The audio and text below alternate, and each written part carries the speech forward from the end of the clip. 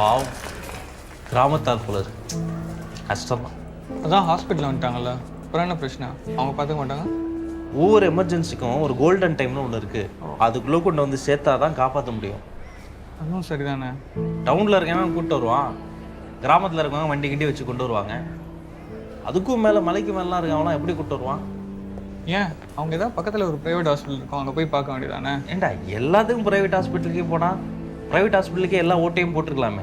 இங்கே அடிப்படையே தப்பு, பாதிக்கப்படுறது நம்ம தான். அதுவும் இந்த ப்ரைவேட் ஹாஸ்பிட்டல்லாம் வயிற்று வலின்னு வந்தோன்னு வச்சுங்க, இவனுக்கு தர பில்லை பார்த்து நெஞ்சு வலியே வந்துடுது. என் தலையில் என்னத்தை கட்ட போகிறாங்களோ அதை கட்ட போகிறோம். நீயும் கேட்காம இங்கே வந்து பயப்படாதீங்க சார். சும்மா பொதுவாக தான் சார் பேசிக்கிட்டு இருந்தோம். அண்ணா வந்துடுறேன், பில் கட்டு வந்துடுறேன். காஃபி சாப்பிட்டே பேசுவோமா? Okay sir.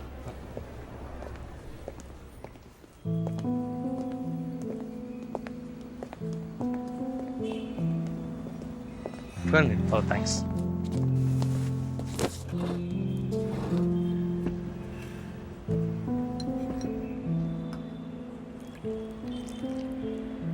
தப்பா எடுத்துக்காதீங்க.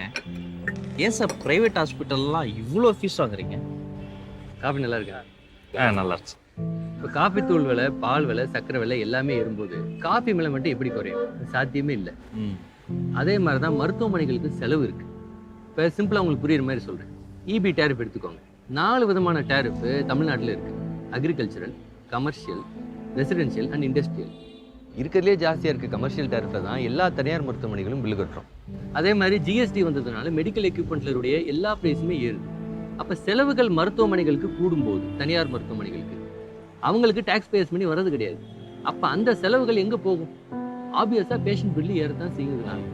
அன்ஃபார்ச்சுனேட்லி இன்னைக்கு தரமான மருத்துவம் வேணும்னா அதுக்கு ஒரு ப்ரைஸ் கொடுக்க வேண்டிய சூழ்நிலை. சார் இப்போ நீங்கள் சொன்னீங்களே அந்த தரமான மருத்துவம், அந்த தரமான மருத்துவம் கவர்மெண்ட் ஹாஸ்பிட்டல்லாம் இல்லையா?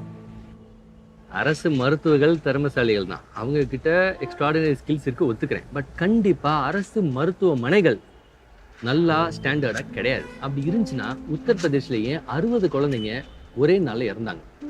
சரி, யூபியை விடுங்க, தமிழ்நாட்டுக்கு வாங்க.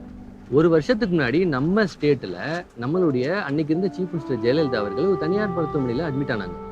அரௌண்ட் த சேம் டைம் எதிர்கட்சியிலிருந்து கலைஞர் அவர்களும் ஒரு தனியார் மருத்துவமனையில் தான் அட்மிட் ஆனாங்க. அரசின் தலைமையே தனியார் மருத்துவமனைக்கு தான் போச்சே ஒழிய கவர்மெண்ட் ஹாஸ்பிட்டல் போலியே. அதுலேயே ப்ரூஃப் இருக்கே. அவங்கள விடுங்க சார், சென்னையில் பெரிய பெரிய ஹாஸ்பிட்டல்லாம் இருக்குது, அவங்ககிட்டயும் வசதி இருக்கு. இப்போ கீழே ஒருத்தரை பார்த்தோமே, பாவம் ஏதோ கிராமத்துலேருந்து வந்திருப்பார்னு நினைக்கிறேன். இந்த வசதி வாய்ப்புலாம் ஏன் கிராமத்தில் சுத்தமாகவே இல்லை? நீங்கள் இது மாதிரி கிராமத்தில் போய் இந்த ஹாஸ்பிட்டல் கட்டலாமே. கிராமத்தில் கட்டணுன்னாலும் சிட்டியில் கட்டணுன்னாலும் சிமெண்ட் விலையும் ஸ்டீல் விலையும் ஒன்று தான். எங்கே கட்டினாலும் ஒரே ஜிஎஸ்டி தான் மெடிக்கல் எக்யூப்மெண்ட் கொடுக்குறோம், ஒரே இபி பில் தான் கட்டுறோம்.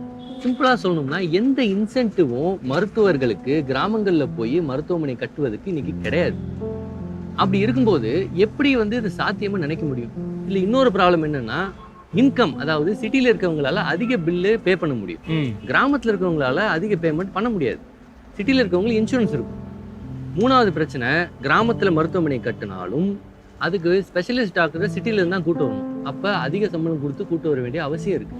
இது எல்லாம் சேர்ந்து ப்ராக்டிக்கலாக நீ கிராமத்தில் ஒரு மருத்துவமனை கட்டினா அது நஷ்டத்துக்கு ஓடுற சூழ்நிலையை உருவாக்கி வச்சுட்டு ஏன் கட்டலைன்னு கேட்டுட்டு இருக்கோம். இதே மாரி சில பேர் கட்டுறாங்க. இப்போ நானே தனியாக என்னுடைய கெப்பாசிட்டியில் தஞ்சாவூரில் மீனாட்சி மருத்துவமனைன்னு ஒன்று கட்டியிருக்கேன். It was the first hospital there to have cath lab. இன்னமும் நாங்கள் மட்டும்தான் அங்கே சிஏபிஜின்னு சில சர்ஜரிஸ்லாம் பண்ணுறோம். விச் மீன்ஸ் அங்கே ஒரு ஆளுக்கு ஹார்ட் அட்டாக் வந்துச்சுன்னா மிந்தி திருச்சிக்கு தான் போய் வைத்தியம் பார்க்கணும். ஆனால் நாங்கள் கட்டினதுக்கப்புறம் எங்ககிட்டயே வைத்தியம் பார்த்தாங்க. 1000 பேருக்கு மேலே அந்த மாதிரி உயிரை காப்பாற்றிருக்கோம். பட் எந்த இன்சென்டிவும் அரசாங்கம் இந்த மாதிரி கிராமத்தில் போய் மருத்துவமனை கட்டுபவங்களுக்கு கொடுக்கறது கிடையாது. அதுக்கு பாராட்டுக்கள். ஆனால் அந்த ஹாஸ்பிட்டல்லையும் சிட்டியில் இருந்து தான் டாக்டர் கூப்பிட்டு வரீங்களா? ஏன் சார் கிராமத்தில் டாக்டர்ஸே இல்லையா? எங்கள் அப்பாவே கிராமத்தில் பிறந்தால் தாங்க. அவர் ஒரு ஏழை குடும்பத்தில் பிறந்து படித்து மதுரை மெடிக்கல் காலேஜில் பெஸ்ட் அவுட்கோயிங் ஸ்டூடெண்ட் ஆகி மதுரை மீனாட்சி மிஷன் ஹாஸ்பிட்டலில் அவர் தான் கட்டினார். இந்த ஹாஸ்பிட்டலில் பல பேருக்கு இலவசமாக பல 1000 பேருக்கு வைத்தியம் பார்த்தார். இத்தனையும் பண்ண ஒரு ஆள் கிராமத்துலேருந்து வந்து செஞ்சு முடித்தார். ஆனால் இன்னைக்கு ஒரு ஆள் கிராமத்தில் படித்து நீட்டை கிளியர் பண்ணி ஒரு டாக்டர் ஆக முடியுமா? நம்ம எல்லாருக்குமே தெரியும் என்ன நடக்குது நாட்டில். இன்னொரு பிரச்சனை, அப்படியே இதெல்லாம் மீறி ஒருத்தர் டாக்டர் ஆனாலும் அவர் முந்தியெல்லாம் கிராமத்தில் போய் வேலை பார்த்தா அவருக்கு போஸ்ட் கிராஜுவேட் சீட்டில் அதுக்கு ஒரு இன்சென்டிவ் கிடைச்சிச்சு. இப்போ அதையும் ஸ்கிராப் பண்ணிட்டாங்க. விச் மீன்ஸ் கிராமத்தில் ஒரு டாக்டர் வேலை பார்க்கறதுக்காக அவருக்கு எந்த இன்சென்டிவும் கிடையாது. கிராமத்தில் ஒரு ஆள் டாக்டர் ஆகுறதையும் கஷ்டமாக்கி அந்த கதவை மூடிட்டோம். அதே மீறி ஒரு டாக்டர் ஆனார்னா அவர் போய் கிராமத்தில் வேலை பார்த்தா அவருக்கு எந்த இன்சென்டிவும் கொடுக்குறது கிடையாது. ஆக மொத்தம் எல்லா கதவையும் மூடிட்டு ஏன் சார் கிராமத்துக்கு மருத்துவர்கள் வரலன்னா எப்படி வருவாங்க? ஆனா என்ன, இவ்வளோ நல்ல விஷயங்கள் செய்யறதுக்கு அவ்வளோ விளம்பரம் வேணுமா? இப்போங்க மதுரை பக்கத்தில் ஒரு கிராமம். அங்கே உமா நாராயணன் ஒரு தம்பதியினர். அவங்களுக்கு ரொம்ப வருஷமாக குழந்தை இல்லாமல் கடைசியாக ஒரு குழந்தை பிறந்துச்சு. அந்த குழந்தைக்கு கிளெஃப்ட் லிப்னு ஒரு சின்ன பிரச்சனை. ஓகே. ஸோ இதனால 7 மருத்துவமனைக்கு ஏறி இறங்கி இந்த பெற்றவங்கள் அப்செட் ஆகி வீட்டில் உட்காந்து யோசிச்சுட்டு இருக்கும்போது அவங்க அந்த குழந்தையுடைய அம்மா சொல்கிறாங்க, மதுரை மீனாட்சி மிஷன் ஹாஸ்பிட்டலில் இலவசமாக வைத்தியம் பார்க்குறாங்களா, அங்கே போய் நம்ம பிள்ளைக்கு வைத்தியம் பார்ப்போம் அப்படின்னு. ஹஸ்பண்ட் சொல்லியிருக்காரு, நான் அங்கே வரலப்பா, அதுவும் ஒரு தனியார் மருத்துவமனை, அதுவும் அவ்வளோ பெருசாக இருக்குது, அங்கே போய் என்னால் பில்லெல்லாம் கட்ட முடியாது, நீ போயிட்டு வான்ட்டார். பிள்ளையை தூக்கிட்டு அம்மா எங்கள் ஹாஸ்பிட்டலுக்கு வருது. வைத்தியம் பார்க்குறோம், பிள்ளைக்கு எல்லா பிரச்சனையும் சரியாயிருச்சு. நாங்கள் குழந்தைய தூக்கி அந்த அம்மா கையில் கொடுக்குறோம். குழந்தைய வாங்கிட்டு அந்த அம்மா அழுதுகிட்டே இருக்கு. ஏமா அழுகுறேன்னு கேட்குறோம். என் குழந்தைக்கு என்னால் வைத்தியம் பார்த்து காப்பாற்ற முடியல, நான் எதுக்கு வாழணும் அப்படின்னு எழுதி வச்சுட்டு அவங்க ஹஸ்பண்ட் இறந்துட்டார். இப்போ இந்த இன்சிடென்ட் எங்களுக்கு நிறையா யோசிக்க வச்சுச்சு, நிறைய கோவத்தை உண்டாக்குச்சு. காரணம், 10,000 பேருக்கு மேலே இலவசமாக இந்த சர்ஜரி நாங்கள் மதுரையில் பண்ணியிருக்கோம். ஆனால் மதுரை பக்கத்தில் இருக்கிற ஒரு கிராமத்தில் இருக்கிற ஒரு இடத்துல கூட அது சென்றடையலை. அன்னைக்கு முடிவு பண்ணாங்க, நல்லது பண்ணால் 10வது 4 பேர்ட்டு சொல்லணும். அதோடைய அவுட்புட் தான் அறம் செய்து பழகுன்ற எங்களுடைய கேம்பெயின். Super sir. ராஜ்பவன், நிறைய கேள்வி கேட்டீங்க, இது இருட்டிருச்சு. ஆமாம் சார். நான் சில கேள்வி கேட்கலாமா? கேளுங்க சார். தரமாக வைத்தியம் பார்க்குற தனியார் மருத்துவமனைகளில் பில்லு ஏன் கூட இருக்குன்னு கேட்குறோம். ஏன் அரசு மருத்துவமனைகளில் தரம் கம்மியாக இருக்குன்னு கேட்க மாட்டேங்குது? ஆமால. சரி, இலவசமாக மிக்சிங் கிரைண்டரும் கொடுத்தா ஓகேன்னு வாங்கிக்கிறோம். ஏன் இலவசமாக எனக்கு மருத்துவம் வேணும்னு கேட்க மாட்டேங்குது? ஏன் கேட்கலாம்? நிறைய பேருக்கு தெரியாத ஒரு விஷயங்க, 20 வருஷத்துக்கு முன்னாடி பஸ்டம் பங்கான்ற ஒரு கேஸில் உச்ச நீதிமன்றம் ஒரு தீர்ப்பு கொடுத்தாங்க. அதில் இந்தியாவில் இருக்கிற எல்லா ஊர்லேயும், எல்லா நகரத்துலேயும், எல்லா கிராமங்கள்லேயும் அனைத்து மருத்துவ வசதியும் இருக்கணும். It is a constitutional application of the state government, மாநில அரசுடைய கடமை, because it's a right to life of an Indian citizen அப்படின்னு சொல்லி ஒரு தீர்ப்பு கொடுத்தாங்க.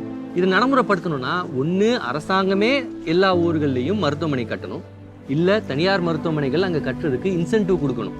தனியார் மருத்துவர்கள் அங்கே போய் வேலை செய்கிறதுக்கு அவங்களுக்கு ஒரு ஊக்கமோ இன்சென்டிவோ கொடுக்கணும். இது ரெண்டுமே நடக்கலை. அதனால இந்த ஜட்ஜ்மெண்ட்டு இன்ஃபெக்சுவஸாக இது யூஸே ஆகாமல் நடைமுறைக்கே வரல. ஏன் அப்படின்னு நம்ம யாருமே கேட்கல. ஏன் கேட்க மாட்டேங்குது? அது என்ன sir? Right to life. Right to life. என்ன பார்க்குறீங்க? கேள்வி மட்டும் தான் கேட்பீங்களா? பதில் சொல்ல மாட்டீங்களா? சொல்லுங்க பாஸ். பதில் மக்கள் சொல்லுவாங்க சார்.